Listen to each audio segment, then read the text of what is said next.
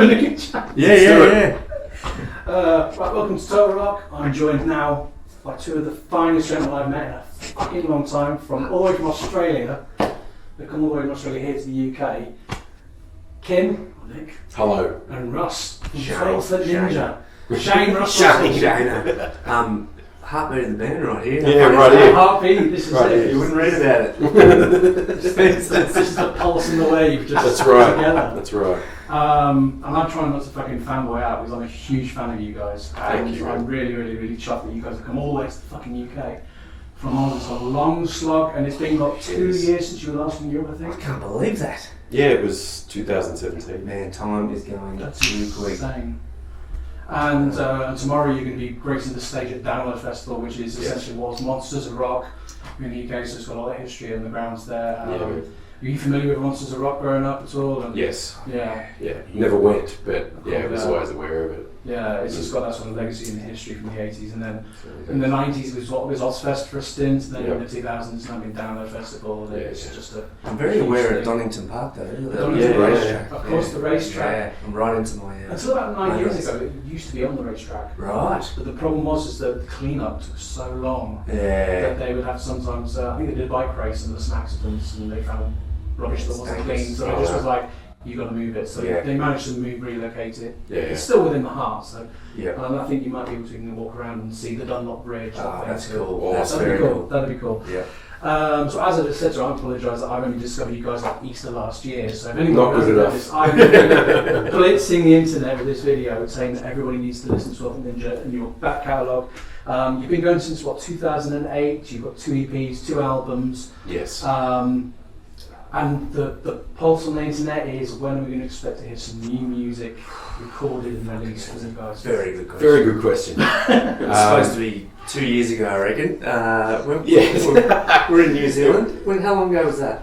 Yeah, that was about a year ago. A year ago, and Static was very positive, and he was like, "Yeah, we'll get it done by the end of this year." And I'm like, "Remember?" I was like, "Yeah, no, it's not happening, Static. I love your ambition, and you're a beast, but I know how you work, and I know how long this is going to take. It's going to be a lot longer than you." How's the songwriting going then? I know so much material there. Like, it's just the producing part now. Like, yeah, it's hard to commit to things. For Steve, he wants to get it right. He wants to get it right, and fair enough. Yeah. But yeah, a lot of songs that we've worked on, gone through so many different changes. Oh, it's insane. It's crazy. You hear the original, song beds, and it's just amazing where it goes. Yeah. And the song beds are like sick, and then it just changes so much. From Exactly. there. It's pretty brutal. It is. Focusing on lyrics and melody, and it's heavy. It's heavy, Yeah. but we've got quite a lot of them sort of sitting there. They're just, each one will sort of pop up and we'll work on it for a while, and things will get refined and remixed, and so it's just one of those things. It's just, we've got to get it right. It's a process, and like you say, get it right. Yeah. Because I think Outlier was a benchmark and a half to sort of, and then obviously every band always wants to try and better their next record. Exactly. But I'd say, you'd probably hear some new stuff before the end of this year. That would be That's amazing. for sure. Well, there's 3 songs that are mixed, and then all the other song beds are there. It's just going through it. Just waiting to be finished. Yeah. Mm. And do you, if you thought about, like, when you did the pledge campaign for Outlier, massive success. Obviously, pledge music is up its own arse. I mean, it's completely gone wrong. Have you sort of thought that you would like to do some sort of crowdfunded for the next record or for the next recordings? I don't think so. There's no talk of that really this time. No. We'll probably budget our own, Yeah. I'd say, this time, but we've spoken about it. We have talked about,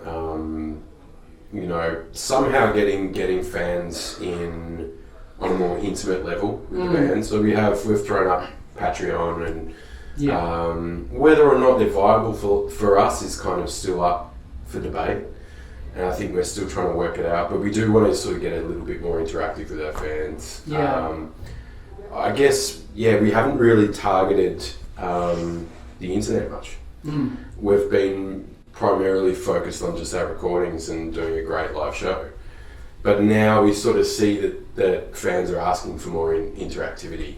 They want to be there on a ground level. So we've been talking about how to go about that and how to be a little bit more present online. So be that new videos, more videos, content, lots of content. So whether or not that's going to be a pledge thing, whether or not that's going to be Patreon, we're not sure yet. Yeah.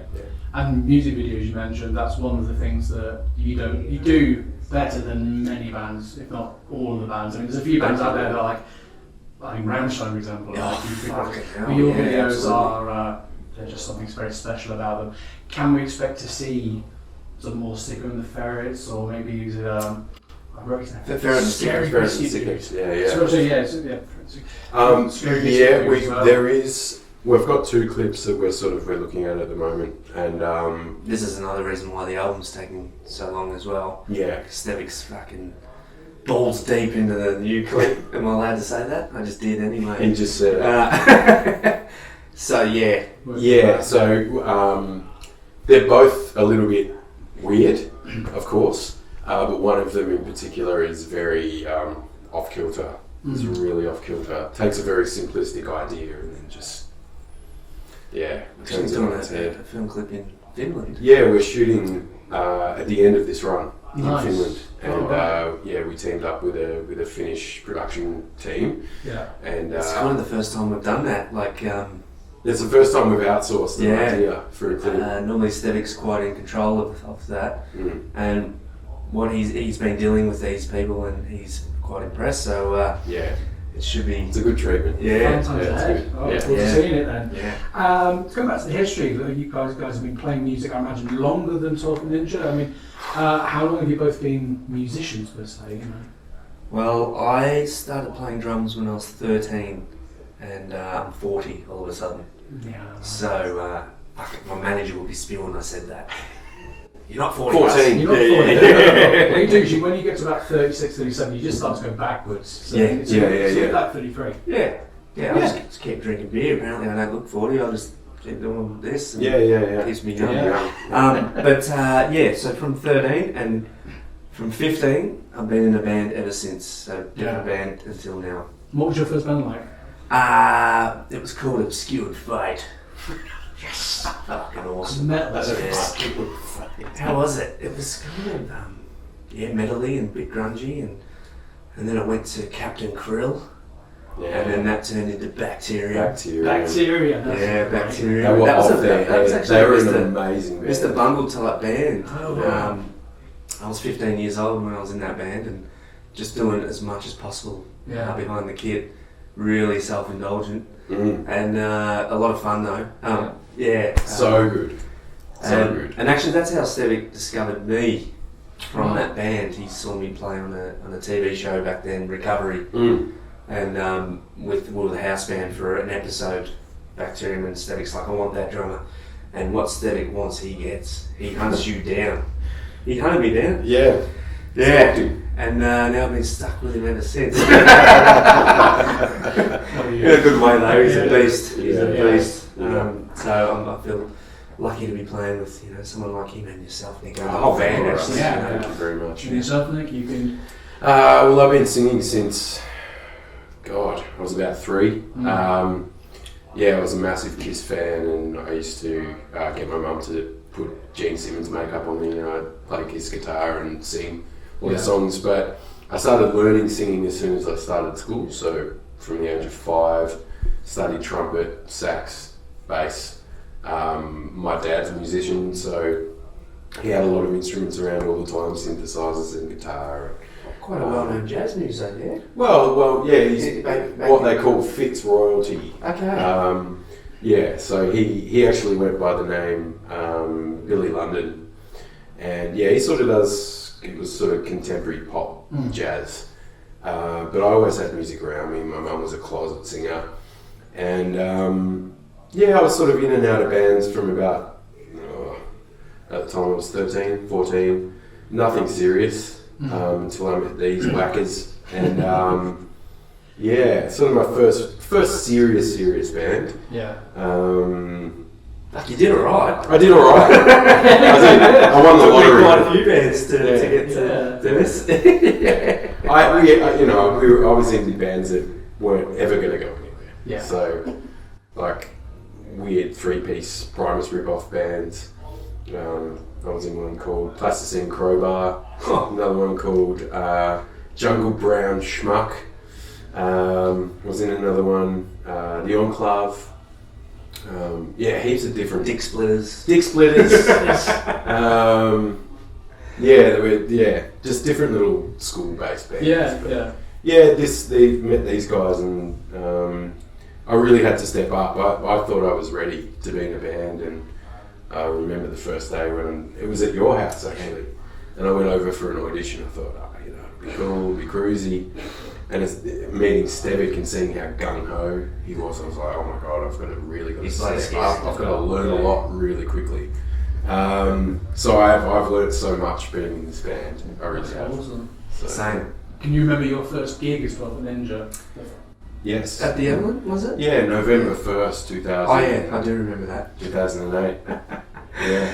Because after the gig, it went really well, and we're backstage, tiny little room, probably about this size, a little bit bigger. But I remember Damon saying, "Jesus, Russ, you're popular," because there was these girls going, "The drummer's hot," and I'm like, "Yeah, that was my sister, My cousin. or my family, my cousins." Yeah.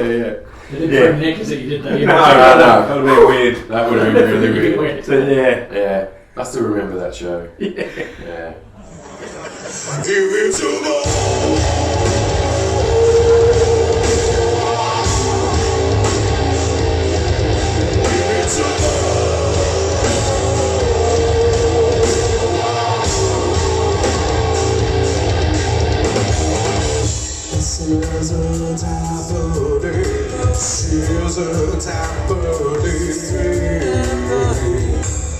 It's just cause and effect. Clouds in your debt from one cut to the next. Did not expect to lose. I never thought of my misery being the fool. All my heart in the dogs. Watch me fall, watch me fall. Every down, we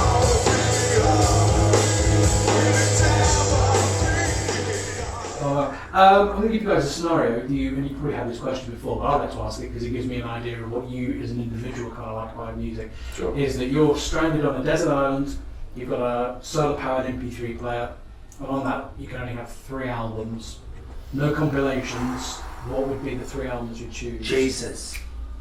Fuck. And I don't know how long you're on the island for, you could be there for like months. 3 albums. Yeah. 3. It's fucking hard. You know what's an unbelievable album? Fucking The New Normal by Cog. Yeah.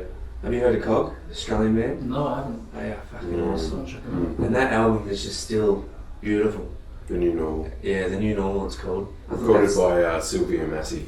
Oh, right, yeah. And that would have to be one of the albums. I really fucking dig that. What else? Fuck. Shit, can you do an album? Yeah, Meshuggah Kolos would be the first one. I reckon I could listen to that album for the rest of my life and still be happy. Another one would be Brand X, Unorthodox Behaviour.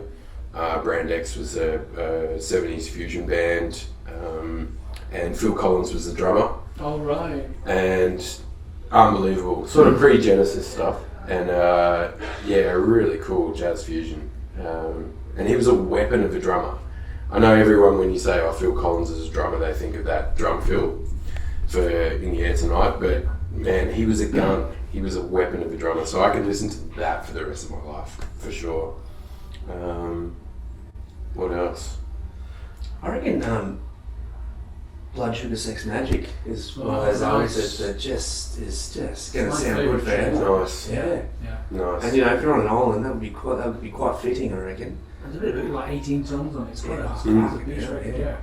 So that would be another Yeah. one. I reckon Beastie Boys, Check Your Head. I'll check it out, yeah. Yeah. Yeah. And the other one is like, for some reason, it's like Corn, Follow the Leader, or bloody Seven Dust Home. Yes, man. Oh. Yeah. You know? So Pick really one. just Choose really one. good. Yeah. Well, I've got to say Home because I fucking love my brother Morgan Rose, man. Yeah. Yes. What a legend that dude is. Absolutely. He's my hero. And Yeah. They're good mates. yeah. Oh, that's Yeah. brilliant. Oh, Yeah. it's great. It's a bit weird. It's blowing my mind actually. Yeah. But he loves, especially Morgan, he loves the band. Yeah, he does. He tweeted about us, you know, saying something like 12 Foot Ninja would have to be the freshest band I've heard in the last 10 years or some shit like that. Yeah. Someone pointed that out and I'm like, yeah, fuck off. You didn't believe it at first. Morgan, bloody Rose, mate. Yeah. He's a legend. We did a little tour with them, did like 3 shows. Yeah. And I sat behind his kit and I did a little video about it. I don't know if you've seen I saw that. Yeah. I did see it. Yeah. But he's such a legend and he's just like, fucking use my kit for the gig, mate. I'm like, That's right. but you know, it's quite full on. You know, drummers are very specific with their setup, so I couldn't actually play the thing.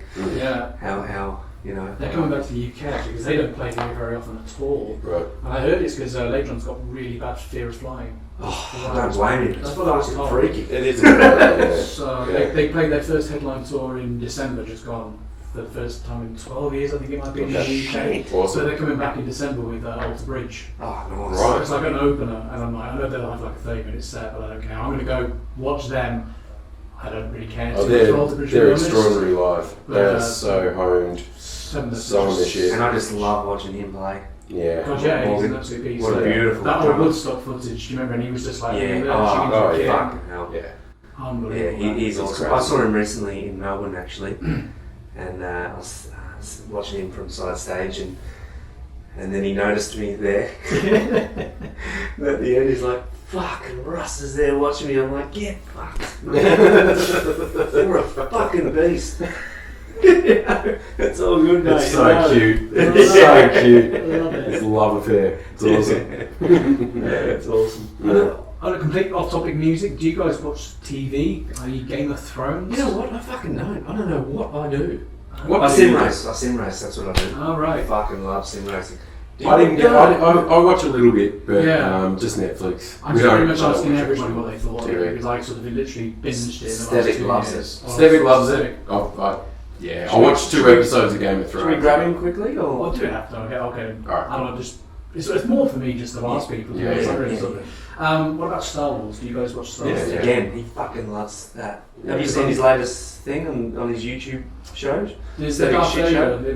the Darth shit Vader, people, yeah, the Darth Vader, yeah. Love it. Excellent. Yeah. I've Yeah, also been watching this doodle and stuff. It's fun. Star Wars was actually the first movie I saw. I was 1 year old. Wow. 1977. Yeah. My dad took me. It was the first film I ever saw. Fucking awesome. I was born in '76. Yeah. I'm still older than you. Just. Yeah. When you and I go to sleep, knocking out to the top, don't beat you there. Come on, how long will I be waiting?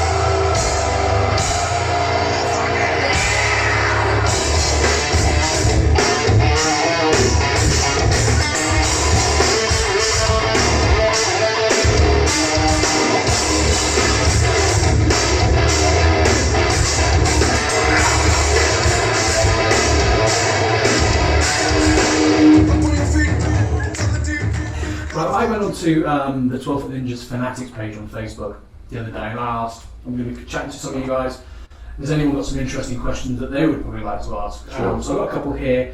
G'day, fanatics. So Mike Erickson asked Stevic, but you guys might be able to answer this.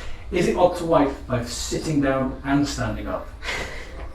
We've debated this. So funny how long we talked about this at rehearsal. And they're still bringing it back. Yeah, and it's fucking crazy.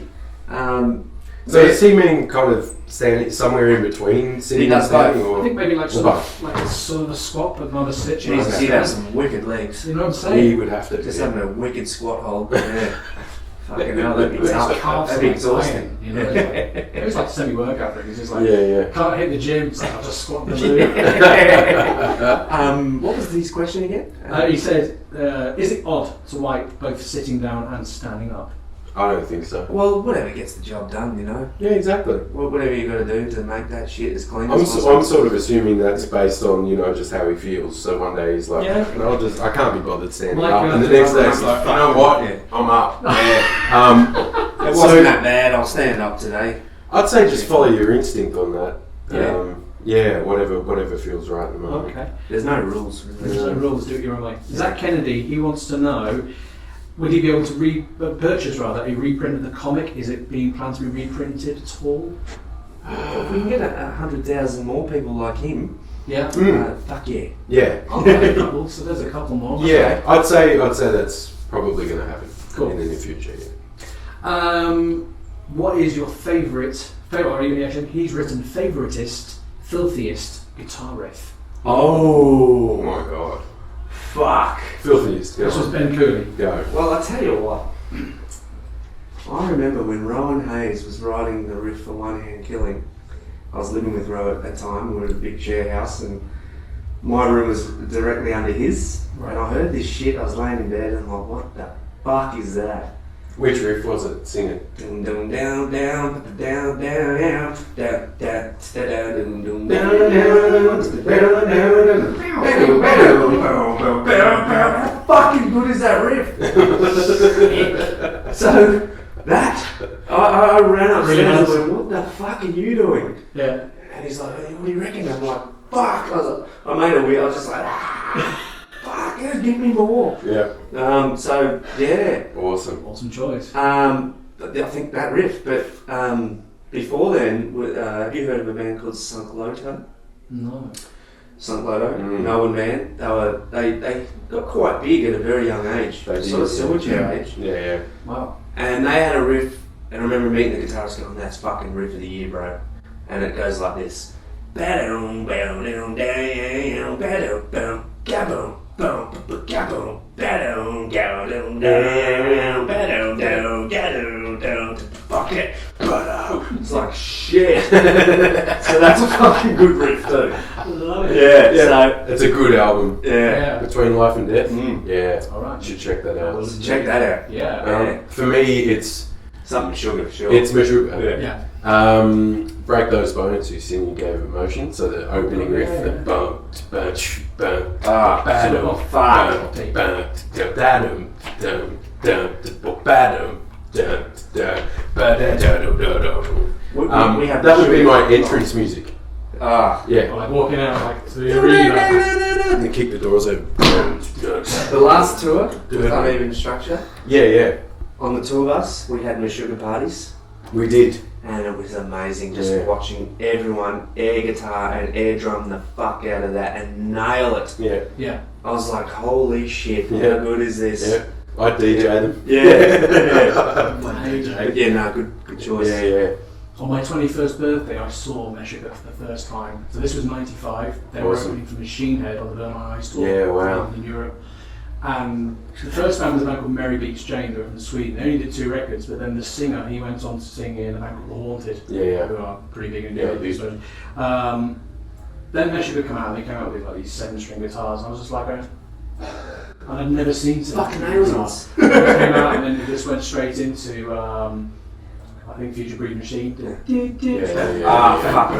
Oh, yeah. And me and my brother just went, goosebumps. What the fuck? I'm getting goosebumps now. So Yeah. What the fuck is I know, that this? is It's the first time I heard like that down-tuned, heavy Yeah. stuff. Yeah. And then brutal. Korn came out not long afterwards, and it was just all like the down-tuned, the new metal scene. But Yeah. Meshuggah was the first band I heard doing it, and I saw doing it. And That's it was, awesome. So I completely They're definitely my favourite band. I get that. Yeah, fucking they Definitely. are. They're just another level. Yeah. I've seen them 7 times now, Nice. live. Every time. It's better than the last. It's incredible. Yeah. To see a band progress in such a way is I it's remember like Euro Blast Festival when we played, and Monuments played before them. Yeah. And Monuments blew my fucking mind. I was like, holy shit, Meshuggah better be fucking good because these dudes fucking nailed it. They're amazing. And then Meshuggah come out and we're just like, fuck. Nice try, kids. Yeah, it really was. They didn't they just did their thing and they did it very, very well. Yeah. Yeah, fucking veterans, mate. Yeah. Cream of the crop. Yeah. And Thomas Hacker just He's unbelievable. absolutely savage, Yeah. Okay, Ryan Gregory, what is their most memorable gig moment for good or bad reasons? Oh wow. Yes, question. I fucking know. Here we go. Holy shit. Best day of my life. Okay. Yeah. Fucking Margaret Court Arena in Melbourne. The biggest Melbourne gig I've ever done. And I just had Chloe. That's right. Yeah. So timed it to perfection. We're on tour with Disturbed, Australian tour, and had my little girl at 12:26 a.m. on the 12th That's of right. November, 2016, Yeah. and was in hospital all night. Went home, had about 4 hours sleep. Drove to the hospital, saw my girls. Drove to Margaret Court Arena, loaded in. Played the gig. The biggest smile on my face. Played a massive fucking gig, and Nick announced it, and it was just all my family were in the crowd in the grandstand. Yeah. I couldn't have been happier. I was having my cake and eating it. I was like, I got to experience having a baby, and then I got to experience It's a huge hometown show. It was amazing. the best day ever. It really was. Yeah. Yeah. Amazing show too. Yeah. Oh fuck yeah. Mm. That was a great tour. Mine is, probably not as celebratory as that. Every time someone says, what was your most memorable show? I get a flashback to this small little club gig we did in Sydney at a place called Club 57, and it was in this basement, and it was a room about the size of this. And shitty little show, and we were playing the bands that were supporting were like in a completely different genre. They were like punk bands. And so we got on, and there was barely anyone there. I think there were 20 people in the room. But that was back in the days when you could smoke in the venue. Yep. And this guy came up, he's like standing there watching, and he's smoking. He's looking at us, and he flicks a cigarette at our bass player. And anyway, Damon's sort of playing, boom, cigarette. And I've sort of looked over and gone, what was that? And this guy's just sort of standing there, so yeah, come on. With this punk attitude, and he walks up to Stevic, and the stage was pretty small. It was about that big. He walks up to Stevic and just sticks up his middle finger like in his face. Stevic loves that. Stevic loves that. If you ever want to impress Stevic, just go stick your middle finger up. He loves that disrespect. Yeah, and thrives on it. It makes him click. Yeah, and the next thing I see Stevic just kick this guy in the chest. And it was he really kicked him, he walloped him. Yeah. And this dude sort of went flying back. And Stevie just kept playing, he just boom, and just kept going as if nothing happened. Yeah. For some reason, when anyone asks what's your most memorable You remember moment, that. comes immediately. Yeah. Um, Well, just to say he had it coming. Yeah. Well, Yeah, and then and the bouncer kicked him out. yeah, they kicked him out. But funny show that one. Yeah. Good Yeah. show. We've played some really good shows. God. All right, last one. Simon Porter asked, is Rowan as adorable as he seems? He seems pretty bloody adorable. He certainly is. He is. Yeah. He is Adorable. He really is as well. adorable. Yeah. He's probably That sums him up. the most adorable in Yeah. the band, Yeah. I reckon. Next to Russ. Oh, thanks. But no, he's Yeah. awesome. He's Spot such on. a good dude. Yeah. Yeah. So, wrapping up the last, because you got this huge, so 2 weeks here in Europe, 2.5 Yes. weeks, and then you go back to Australia. You've got more plans for the rest of the year, continue writing and potentially to record. But what about recently Damien has just announced that he's now no longer going to be with you guys. Yes. Are you looking immediately to replace him, or are you just going to continue working as a four-piece? And Not immediately. Only because there was no way we would get a replacement for this tour. I know for this tour that was very short notice. Too short notice. Yeah. And the stuff's pretty intensive, and Yes. there's also chemistry. Yeah. And that's sort of the biggest factor in all of this, is whether Absolutely. or not someone can come in and sort of meld with what we've got, and the group dynamics. So we'll probably talk about it after this. I just don't think our heads are there at this point in time. I'd say we'll consider it. I mean, Steve has sort of been talking about maybe getting a bass player to record sort of for the rest of the stuff, just the material for the next album. but whether or not we bring someone in as a full-time member or we have session players or we're not sure yet. We haven't settled on it. Absolutely. Well, we wish Damon the best no matter what he's going to do. Absolutely. That wraps it up. I just want to say thank you very much for taking some time chatting to me. I had a bloody good time. Thanks for having us, man. Pleasure, man. Pleasure. Thanks, dude. Absolutely. Nice to meet you. And check out Ninja Outlier. It's out now. It's phenomenal.